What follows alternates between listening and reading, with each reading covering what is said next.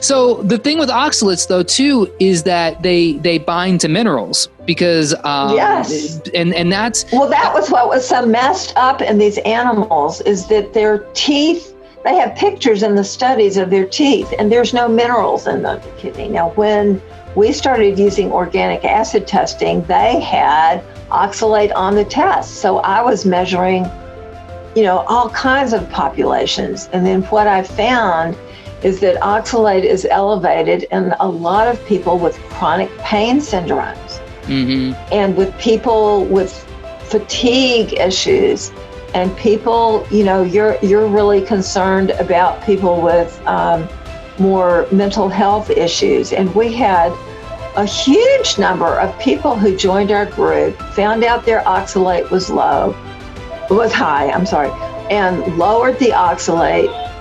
And after about 6 months or so, a lot of them started talking to each other on my group, and they were saying, "Oh my gosh, I've been anxious for years, and I've been on all this anti-anxiety medication. I don't need it anymore."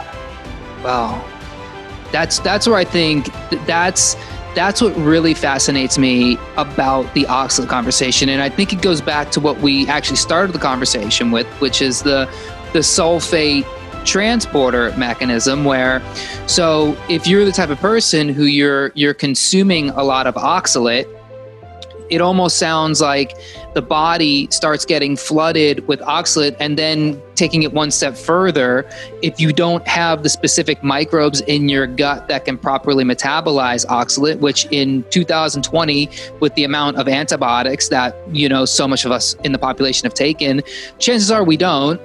And, we start getting these health issues, and we say, well, I got to get healthy. What do? I start drinking spinach smoothies, and I eat nuts, and I do all this stuff. And then I start dousing myself with oxalate. The oxalate goes in the blood.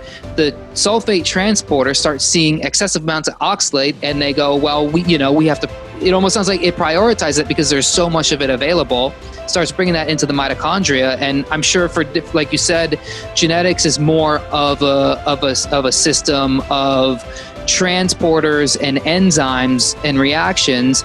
And so if you have, depending on what your genetic code is, those oxalates are going to go into these different places. And for some people, it manifests as joint pain or muscle pain. For some people, it's fatigue. And then for a lot of people, it's depression and anxiety, because you're literally slowing down the ability of the mitochondria to properly produce ATP.